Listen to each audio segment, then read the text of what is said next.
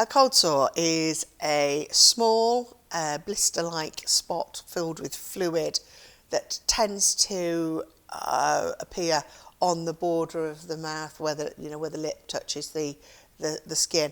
However, you can get it in your nostrils, inside your mouth, and even like sort of slightly further out, away from your lip.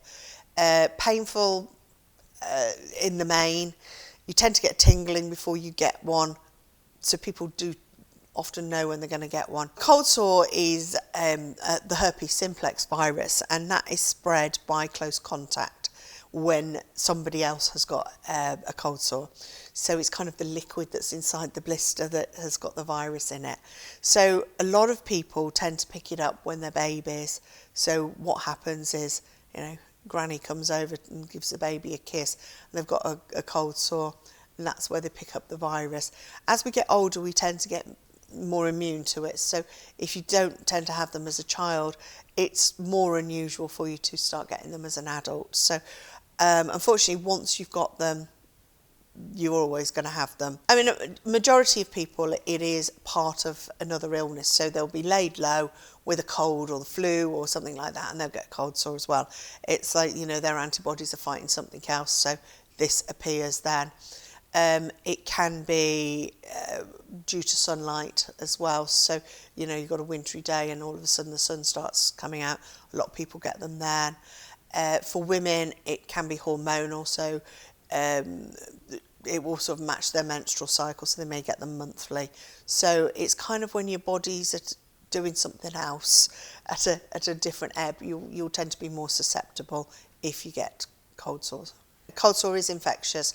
It's infectious when the fluid is in the blister. As they dry up, they're not as infectious, but you just need to make sure you are cleaning any utensils that you use. Don't keep touching it and touching other things. Make sure your hands are washed, you're using a separate towel, etc., so that you're not spreading it to the rest of the family. So don't pick it, don't knock the scab off, anything like that.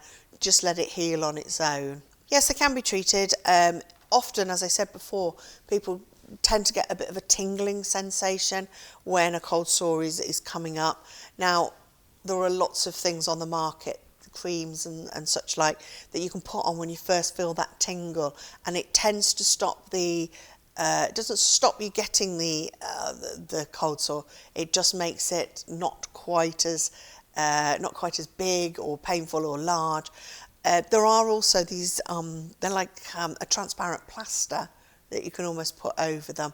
So it camouflages them, but that's got the medication in it as well. So whilst you can't always prevent them from happening, you can shorten the time that you have them and make them less painful.